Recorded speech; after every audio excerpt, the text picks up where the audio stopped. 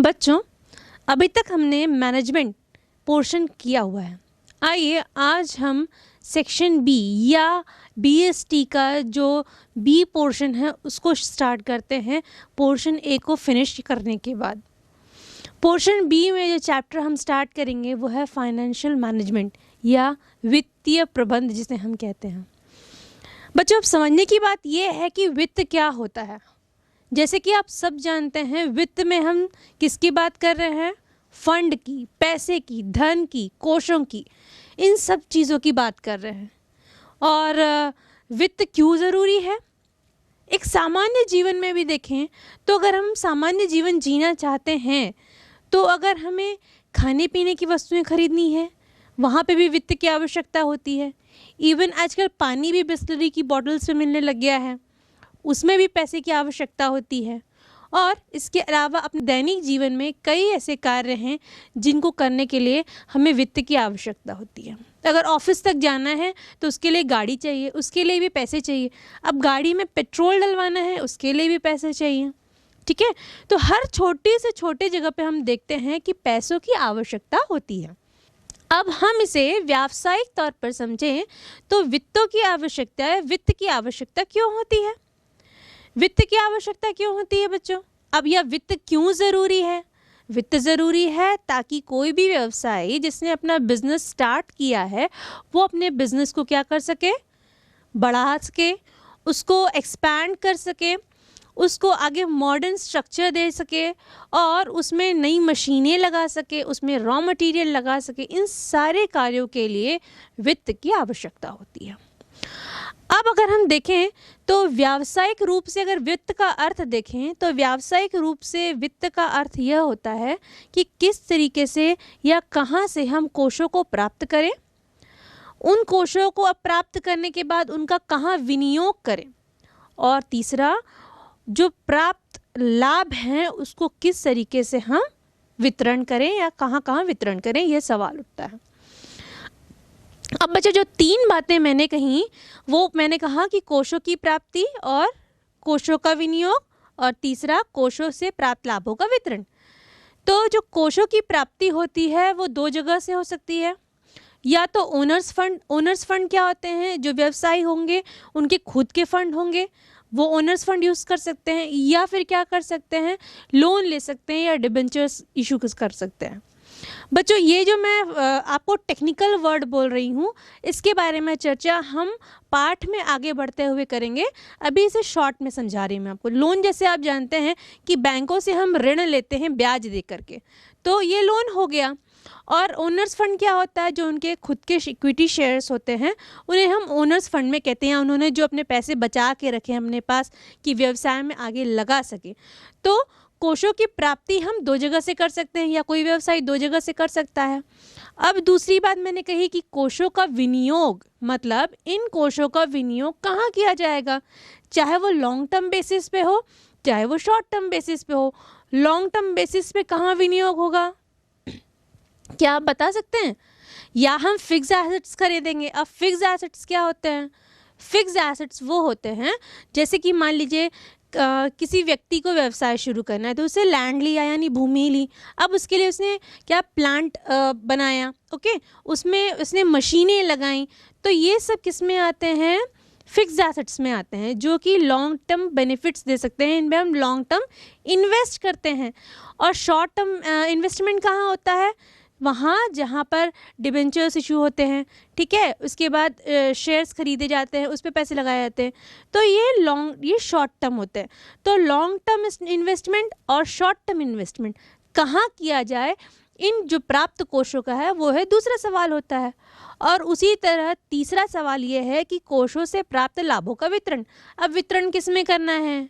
जो share holders हैं जिन्होंने अपना पैसा लगाया था व्यवसाय में, उनको प्राप्त लाभ होने के बाद उस लाभ से को किस तरीके से वितरित किया जाए, उनके शेयर्स कितने उन्होंने दिए थे, उसका उस कंपनी में कितना % शेयर था, उस हिसाब से उनको क्या किया जाएगा, लाभ का वितरण किया जाएगा। तो कुल मिला के व्यावसायिक वित्त को हम इस तरीके से समझ सकते हैं कि जो कोष हैं उनको कहाँ से प्राप्त किया जाए और प्राप्त कोषों को कहाँ विनियोग किया जाए और उस विनियोग के उपरांत जो लाभ अर्जित होता है उन लाभों का वितरण किन्हें और कैसे किया जाए।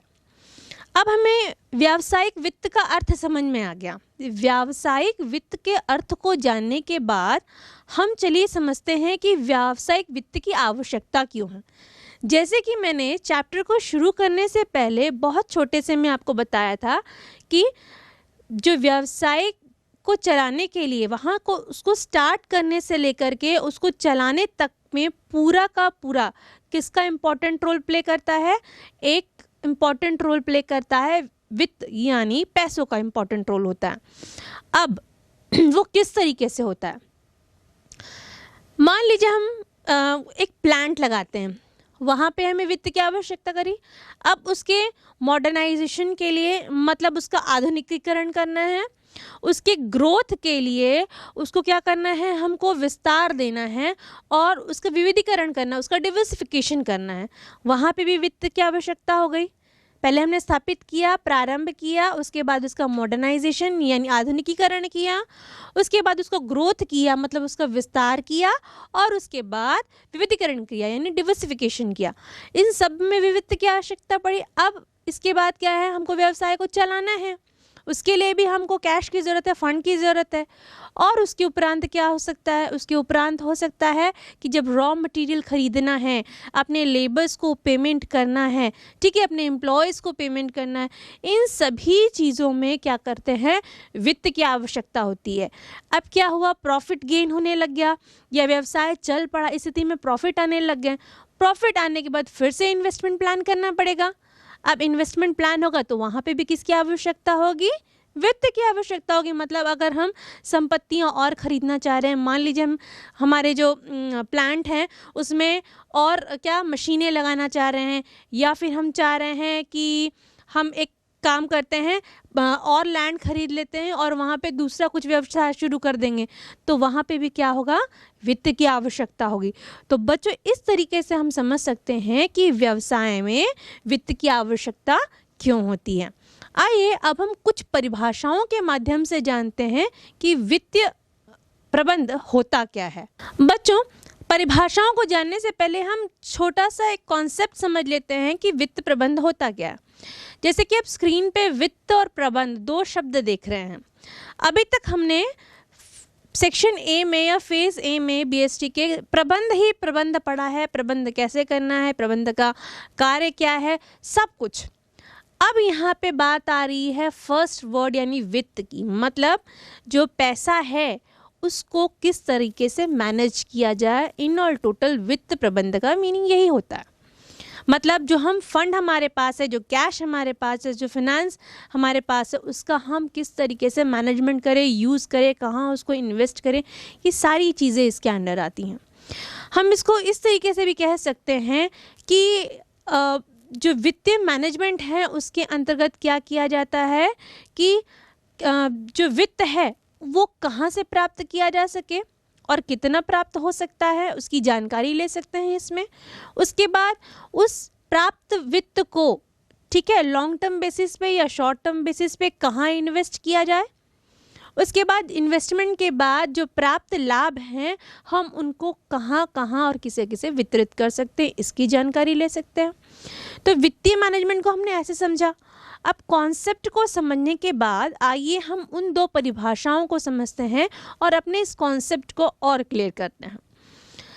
जो परिभाषाएं हम स्क्रीन पे देख रहे हैं वो पहली परिभाषा सर जे.एल. मेसी ने दी हैं। उनके अनुसार वित्तीय प्रबंध वह संचालन प्रक्रिया है जो एक व्यवसाय के कुशल संचालन के लिए आवश्यक वित्त को उपलब्ध कराने तथा उसका प्रभावपूर्ण उपयोग करने के लिए उत्तरदायी होती है। उसके बाद एक और परिभाषा देखते हैं सर जे.एफ. ब्रेडली के अनुसार वित्तीय प्रबंध व्यावसायिक प्रबंध का वह क्षेत्र है जिसका संबंध पूंजी के विवेकपूर्ण उपयोग एवं पूंजी साधनों के सावधानीपूर्ण चुनाव से है ताकि व्यय करने वाली इकाई अर्थात व्यावसायिक इकाई अपने उद्देश्यों की प्राप्ति के लिए अग्रसर हो सके। अब बच्चों, जैसे कि हमने ये दो डेफिनेशन देखी, तो अगर हम इसका निष्कर्ष निकालें तो इसका निष्कर्ष हम इस प्रकार निकाल सकते हैं कि जो वित्त प्रबंध होता है वो व्यावसायिक प्रबंध का वह क्षेत्र होता है जिसमें कि व्यवसाय को उसके उद्देश्यों को प्राप्त करने के लिए पूंजी क्या कराई जाती है, दिलवाई जाती है या उनको अवेलेबल कराई जाती, ताकि उनका विवेक पूर्ण इस्तेमाल करते हुए और उनका उन पूंजी का पूरा सावधानी पूर्वक इस्तेमाल करते हुए क्या करें, हम उन उद्देश्यों की प्राप्ति करें। तो बच्चों, इस तरीके से हमने वित्तीय प्रबंध के कॉन्सेप्ट और उनकी डेफिनेशंस को समझा। अब प्रश्न उठता है कि जो वित्त प्रबंध है उसकी क्या भूमिका है या प्रबंध में वित्त का क्या महत्व है। बच्चों, अगर जनरल भाषा में हम देखें तो जिस तरीके से ब्लड या रक्त हमारे शरीर में उसका प्रवाहित होना इम्पॉर्टेंट है, उसी तरह व्यवसाय में वित्त की आवश्यकता होती है। हर जगह पर पैसों की आवश्यकता होती है। इसे हम इस उदाहरण से समझ सकते हैं। अब अगर हम देखें तो जो वित्त प्रबंध है उसके अंतर्गत जो लिए गए निर्णय होते हैं, वो निर्णय जो होते हैं वित्तीय विवरणों में क्या किए जाते हैं, आंके जाते हैं। वित्तीय विवरण जिसे हम इंग्लिश में क्या कहते हैं, फाइनेंशियल स्टेटमेंट्स कहते हैं। अब ये फाइनेंशियल स्टेटमेंट्स जैसे कि आप जानते हैं कौन कौन से होते हैं, trading account, profit and loss account, उसके अलावा बैलेंस शीट, इन सब पर वो जो डिसीजंस लिए जाते हैं या निर्णय लिए जाते हैं उनका प्रभाव दिखता है या उन डिसीजंस को लिखा जाता है, वो रोकड़ के या रकम के रूप में लिखा जाता है। अब अगर हम देखें तो व्यवसाय की जो प्रगति होती है वो इनकी जानकारी इनसे प्राप्त हो सकती है। मतलब जो बैलेंस शीट हमने तैयार की है या हमने जो ट्रेडिंग अकाउंट बनाया है, प्रॉफिट एंड शेयर अकाउंट बनाना है, इसके द्वारा हम किसी भी व्यवसाय की प्रगति, किसी भी मतलब जिसका डिटेल्स उसमें लिखे गए हैं, ठीक है, जिसकी जानकारी इसमें दी गई है, उस व्यवसाय की बैलेंस शीट को देख करके या उसके trading and profit and loss account को देख करके हम बता सकते हैं कि इस व्यवसाय की प्रगति क्या है। और जो वित्त होता है वो प्रबंध की वित्तीय जो विवरण होते हैं उनके विभिन्न पदों के निर्धारण में जो भूमिका निभाते हैं, हम उनको जो है कुछ बिंदुओं के माध्यम से समझेंगे जिससे कि हम इसके महत्व को और अच्छी तरीके से समझ सकते हैं। आइए हम उन कुछ बिंदुओं को एक एक करके समझते हैं कि वे कुछ बिंदु क्या हैं। पहला बिंदु कह रहा है कि स्थायी संपत्तियों का निर्धारण, यानी डिटर्मिनेशन ऑफ फिक्स्ड एसेट्स। बच्चों, मैंने आपको बताया था फिक्स्ड एसेट्स क्या है। फिक्स्ड एसेट्स जैसे मशीन खरीद ली, भूमि ले लिया, ठीक है, या प्लांट खरीद लिया, ये जो सारी चीज़ें हैं वो फिक्स्ड एसेट्स है। अब जैसे कि आप उदाहरणों से समझ ही सकते हैं कि इसमें जो पूंजी का निवेश होगा वह अधिक मात्रा में होगा, ठीक है।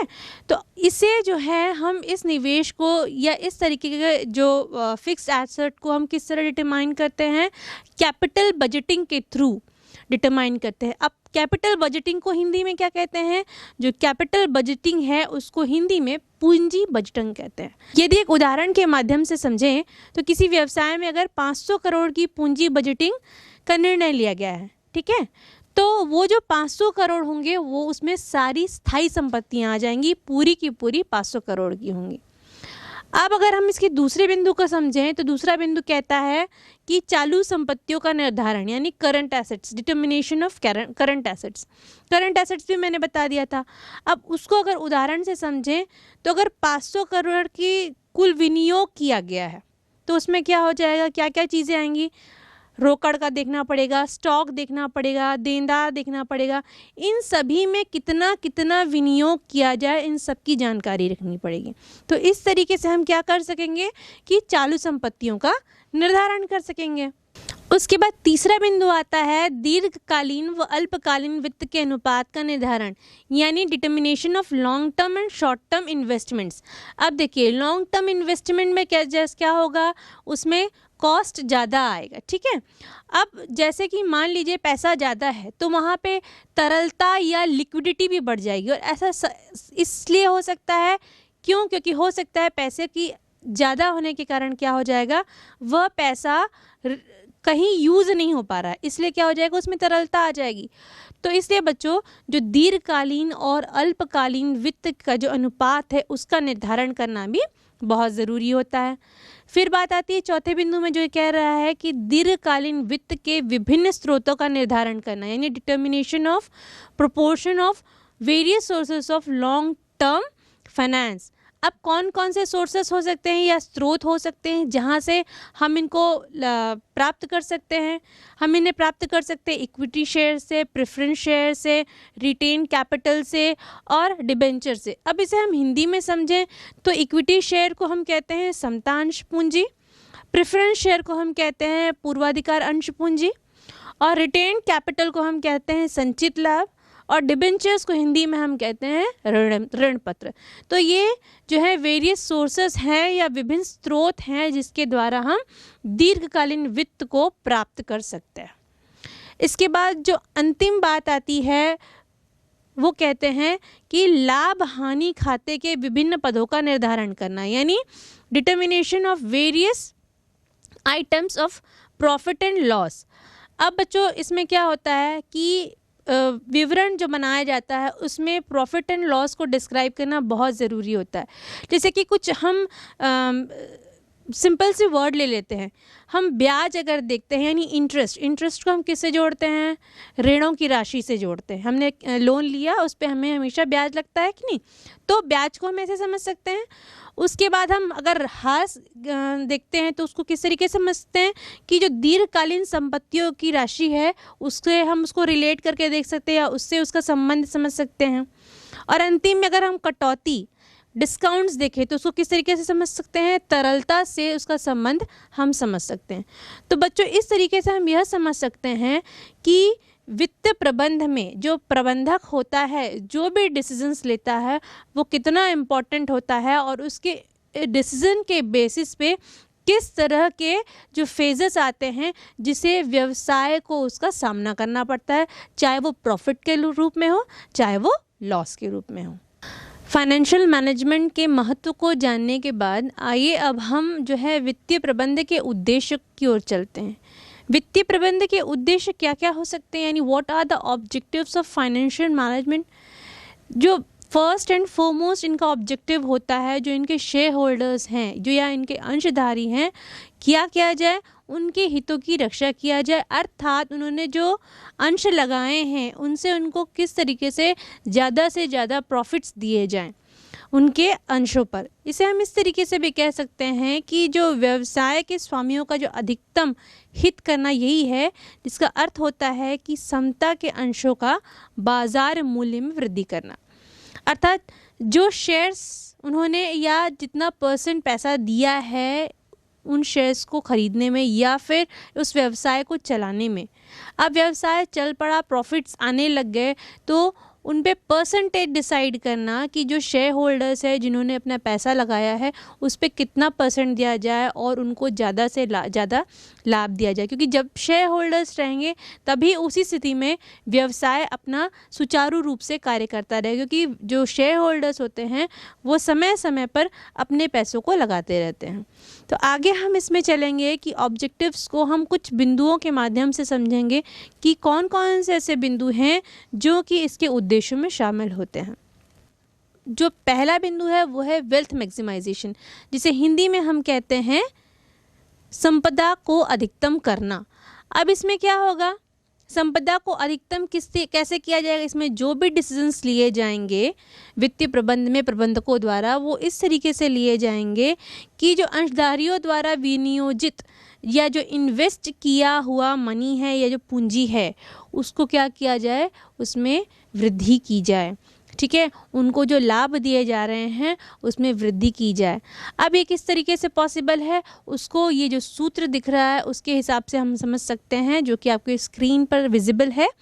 इसके अनुसार जो अंशधारी की कंपनी में वर्तमान संपदा बराबर अंशों की संख्या गुणे प्रति अंश बाजार मूल्य के हिसाब से हम इनका क्या कर सकते हैं, कैलकुलेशन कर सकते हैं।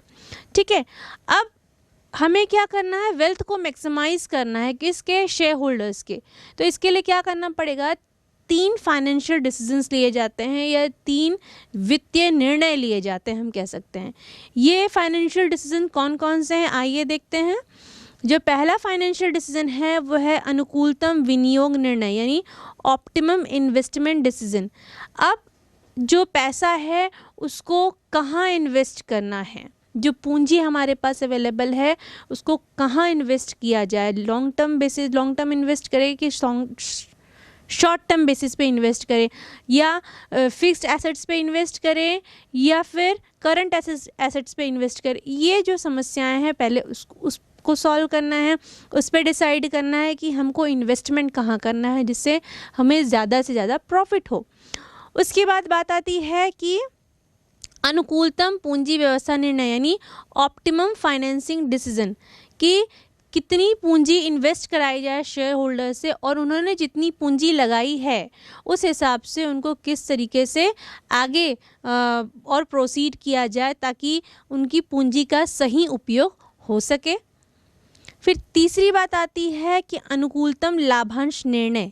अब प्रॉफिट जब गेन कर लिया है या लाभ अर्जित कर लिया है तो किस तरीके से अर्जित लाभ का क्या कर सके, हम उनको डिवाइड कर सके, किन के बीच, शेयर होल्डर्स के बीच। अब सारा तो शेयर होल्डर्स को नहीं दे सकते ना, कुछ तो कंपनी को अपने पास रिटेन करना पड़ेगा या सुरक्षित रखना पड़ेगा ताकि अगर इन फ्यूचर कोई समस्या आती है और भी कोई इन्वेस्टमेंट प्लान करना है तो उनके पास फंड होना चाहिए या पूंजी होनी चाहिए। तो यहाँ पर जो बात आती है कि लाभांश जो हैं उसको किस तरीके से हम डिवाइड करें या उनका अनुकूलतम प्रयोग किस तरीके से करें। तो ये फर्स्ट जो आपने ऑब्जेक्टिव समझा जिसे हम कहते हैं वेल्थ मैक्सिमाइजेशन, या किसका wealth maximization, wealth maximization of share holders, या इसे हिंदी में कहते हैं हम संपदा का अधिकतम उपयोग करना। आइए हम दूसरे बिंदु की तरफ चलते हैं या उसके दूसरे उद्देश्य को जानते हैं। इसका दूसरा उद्देश्य है लाभों को अधिक करना, यानी प्रॉफिट मैक्सिमाइजेशन। अब व्यवसाय है, हर व्यवसाय का जो मेन ऑब्जेक्टिव होता है वो है प्रॉफिट गेन करना और किस तरीके से ज़्यादा प्रॉफिट हम गेन कर सकते हैं या अर्न कर सकते हैं। अब इस तर्क को देखते हैं कि जो ज़्यादा से ज़्यादा या लाभों को अधिकतम प्राप्त करने के विषय में उसके पक्ष में कुछ तर्क हैं, वो देख लेते हैं कौन कौन से तर्क हैं। देखो बच्चों, सिंपल सी बात है, अगर प्रॉफिट ज़्यादा होगा तो क्या क्या हो सकता है, कंपनी अपने आप को ग्रोथ कर सकती है, अपने आप को एक्सपैंड कर सकती है, वो क्या हो जाएगी, इकोनॉमिकली स्ट्रॉन्ग हो जाएगी। उसके बाद क्या हो सकता है, वो सोसाइटल बेनिफिट्स के लिए काम करेगी, सामाजिक कल्याण के लिए काम करेगी और उनके लिए ये डिसीजंस लेना इजी हो जाएगा कि वो रिसोर्सेस यानी जो संसाधन हैं उसका डिस्ट्रीब्यूशन कैसे करें और किन किन को करें। इसके बाद जब अधिकतम लाभ की बारी आती है तो इन फ्यूचर अगर कोई ऐसी सिचुएशन आती है कि नया इन्वेस्टमेंट प्लान करना है या कोई प्रॉब्लम्स क्रिएट हो रही है मार्केट में, उसके लिए उनको पैसे ज़्यादा देने पड़ रहे हैं उनके सॉल्यूशंस फाइंड आउट करने के लिए, ऋण बढ़ गया है, उस स्थिति में क्या होगा, जो अधिकतम लाभ रिजर्व करके रखा था ये जो फंड है हेल्प करते हैं उनको उन प्रॉब्लम से बाहर आने के लिए या उन इन्वेस्टमेंट्स को प्लान करने के लिए। इसके बाद अगर हम इसके पक्ष में और एक तर्क समझें तो जो वित्त प्रबंध है वो व्यवसाय के पीछे पीछे चलता है। अगर व्यवसाय का ही मुख्य उद्देश्य है लाभार्जन करना तो इट इज़ ऑटोमेटिकली दैट कि जो वित्त प्रबंध है यानी फाइनेंशियल मैनेजमेंट है इसका भी मुख्य उद्देश्य होगा क्या करना, ज़्यादा से ज़्यादा या अधिकतम लाभ को प्राप्त करना। अब हमने पक्ष में तर्क समझे, इसके बाद आइए हम इसके कुछ विपक्ष में तर्क समझते हैं। देखिए बच्चों, पैसा पैसे को खींचता है ये किसी महान विद्वान ने कहा है, और जहाँ रिस्क होता है मतलब जहाँ जोखिम जहाँ होता है वहाँ पे क्या होता है, लाभार्जन भी ज़्यादा होता है। ये कुछ विद्वानों ने बताया है हमें। लेकिन बच्चों, इन स्टेटमेंट के साथ आप क्या जानते हैं, इन रिस्क को क्या किया जाता है, लाभार्जन या अधिक लाभ को प्राप्त करने के लिए इन रिस्कों को क्या कर दिया जाता है, अनदेखा कर दिया जाता है। उसके साथ साथ जब व्यक्ति या व्यवसाय अधिक लाभार्जन करने लगते हैं तो वो सामाजिक कल्याण को अनदेखा कर देते हैं, उस तरफ ध्यान नहीं देते। इसके बाद अगर हम देखें तो वो लॉन्ग टर्म जो है प्रॉफिट्स और शॉर्ट टर्म प्रॉफिट्स में डिफरेंसेस नहीं समझते। मतलब अगर उनको दीर्घावधि के लिए कोई वस्तु या कोई इन्वेस्टमेंट प्लान ज़्यादा बेनिफिट दे रहा है या प्रॉफिट दे रहा है और कोई शॉर्ट टर्म बेसिस पे कर रहा है, तो उनके लिए यह महत्वपूर्ण नहीं है कि उनको लॉन्ग टर्म बेनिफिट मिल रहा है या शॉर्ट टर्म बेनिफिट मिल रहा है। उनके बीच में क्या डिस्क्रिमिनेशन या डिफरेंसेस नहीं समझते, उनको सिर्फ मतलब है तो लाभार्जन करने से है। और इसके बाद आर्थिक असमानताओं में क्या करते हैं, ये वृद्धि कर लेते हैं, जिससे कि सोसाइटी में जो लोग रहते हैं उनके बीच भी समस्याएं उत्पन्न होने लग जाती हैं। और ये क्या करते हैं, ये भ्रष्टाचार और काले धन को क्या करना, उसको संचय करते हैं जो लोग, उसको बढ़ावा देखते हैं। अब जब बढ़ावा देते हैं तो यहाँ पे क्या ख़त्म हो जाती है, मानवता ख़त्म हो जाती है और यहाँ पे लोग क्या करते हैं, सिर्फ और सिर्फ लाभार्जन करने में लगे होते हैं। तो ये तो अभी हमने समझा सेकेंड पॉइंट। अब इसके बाद हम थर्ड पॉइंट की ओर चलेंगे, इसके अन्य उद्देश्यों को समझेंगे। अब इनके अगर अन्य उद्देश्यों को देखें तो वो कुछ इस प्रकार हैं। उसके अनुसार न्यूनतम लागत पर पर्याप्त कोषों को प्राप्त करना तथा इनकी नियमित पूर्ति बनाए रखना। दूसरा उद्देश्य इनका है कि कोषों को सुरक्षित रखना। इसके बाद उपलब्ध वित्तीय कोषों का अनुकूलतम उपयोग सुनिश्चित करना। फिर आता है प्रभावी वित्तीय नियंत्रण स्थापित करना ताकि अल्प पूंजीकरण एवं अति पूंजीकरण की स्थितियों को टाला जा सके और अंशधारियों द्वारा क्रय किए गए अंशों पर पर्याप्त प्रत्याय सुनिश्चित करना। ये इसके इन दो जो मैंने पहले जो उद्देश्य बताया, इसके अलावा ये अलग उद्देश्य हैं। अब अगर हम इन उद्देश्यों को समझने के बाद अगर निर्णय निकालें तो किसी भी व्यवसाय का जो उद्देश्य है वो ज़्यादा से ज़्यादा लाभार्जन या अधिकतम लाभार्जन ना होकर क्या होना चाहिए, उचित तथा संतोषप्रद लाभार्जन होना चाहिए। और वो लाभार्जन हमेशा क्या होना चाहिए, सोसाइटल बेनिफिट के लिए, समाज के कल्याण की ओर प्रेरित होना चाहिए और ऐसे होना चाहिए जो कि मानवता बनाए रखे। तो बच्चों, इस तरीके से हमने जो वित्तीय प्रबंध है उसके उद्देश्यों को अच्छी तरीके से जाना है। बच्चों, हमने फाइनेंसिंग डिसीजन की बात की थी फाइनेंसिंग मैनेजमेंट के ऑब्जेक्टिव्स को पढ़ते समय। जब उद्देश्यों की बात कर रहे थे वहाँ पे मैंने फाइनेंसिंग डिसीजंस की बात की थी।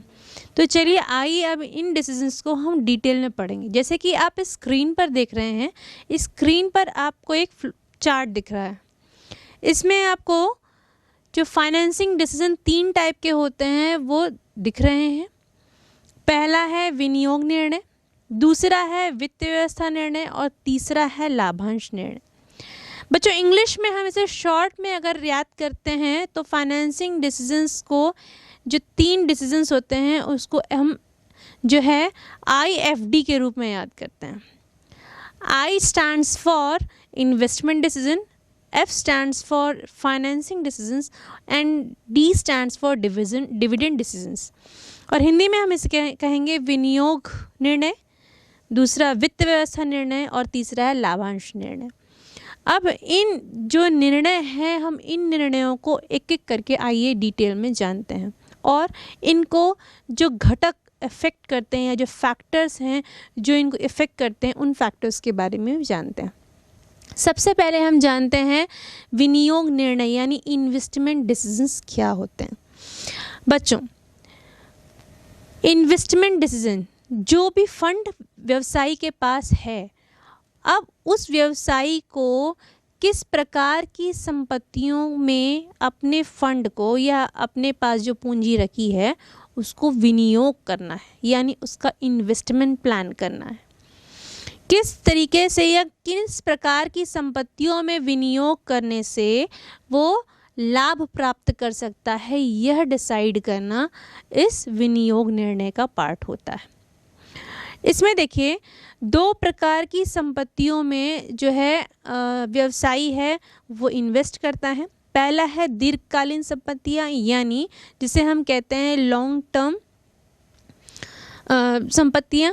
इनमें क्या होता है, इनमें कैपिटल बजटिंग के थ्रू, जो कि मैंने आपको इस अध्याय के शुरू में ही बताया था, इसके थ्रू ही इन्वेस्टमेंट प्लान किया जाता है जो कि फिक्स्ड एसेट्स में होता है।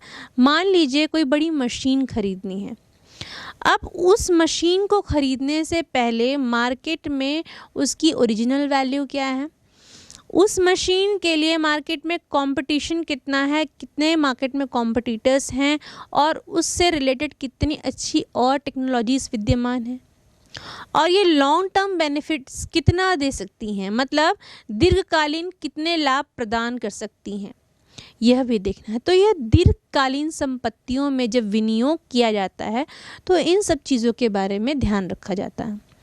उसके बाद आती है बात अल्पकालीन संपत्ति यानी शॉर्ट टर्म प्लान्स को हम देखना है। अब इसमें क्या होता है, रोकड़, स्टॉक, देनदार, इन सभी में जब विनियोग किया जाता है तब इन संपत्तियों के बारे में सोचा जाता है। अब जब ये संपत्तियाँ जो है वो इनके पीछे क्या होता है, पर्याप्त विनियोग होना ज़रूरी है, तभी ये क्या करती हैं, तरलता को प्रभावित करती हैं। अब ये जो संपत्तियां मैं आपको बता रही हूँ, ये जो संपत्तियां मैंने आपको बताई, रोकड़, स्टॉक और देनदार, ये जो संपत्तियां हैं इनमें जब हम विनियोग करते हैं तो उसमें क्या करते हैं, जो लाभ प्राप्त हो रही है और जो तरलता आ रही है उनमें पहले तुलनात्मक अध्ययन करते हैं, उसके बाद ही हम इनमें विनियोग करते हैं।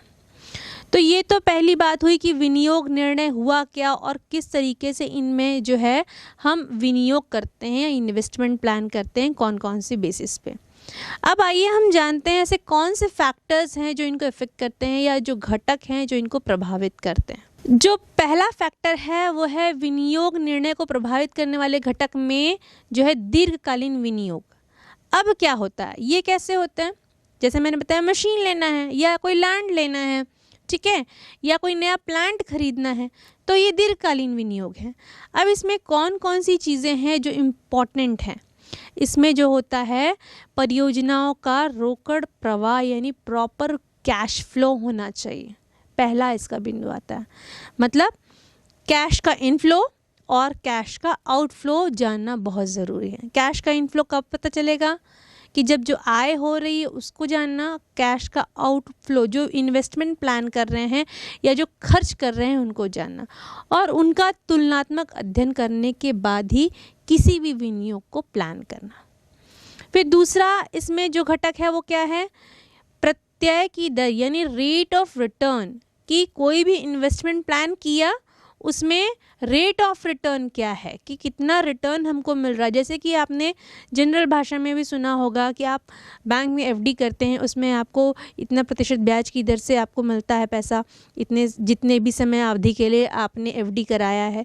तो ये सब चीज़ें इसमें इंक्लूड होती है। इसमें तो ये होता है रिटर्न मिलना। अब अगर हम इसको व्यावसायिक रूप से देखें तो रेट ऑफ रिटर्न, जो भी इन्वेस्ट किया है उसमें कितना रिटर्न मिल रहा है, ये जानना बहुत ज़रूरी होता है। इसके बाद जो तीसरा फैक्टर होता है वो है संबंधित विनियोग कसौटी यानी इन्वेस्टमेंट क्राइटेरिया इन्वॉल्व। क्या कौन कौन से क्राइटेरियाज को देखना चाहिए। मान लीजिए मशीन खरीद रहे हैं तो मार्केट में और कितने अच्छे ब्रांड्स अवेलेबल हैं, नई टेक्नोलॉजी के साथ उसी इन्वेस्टमेंट एक्सपेंस में हमें क्या मिल सकता है, ये सारी चीज़ें हमको देखना है। तो ये जो 3 फैक्टर हैं वो दीर्घकालीन विनियोग में आते हैं।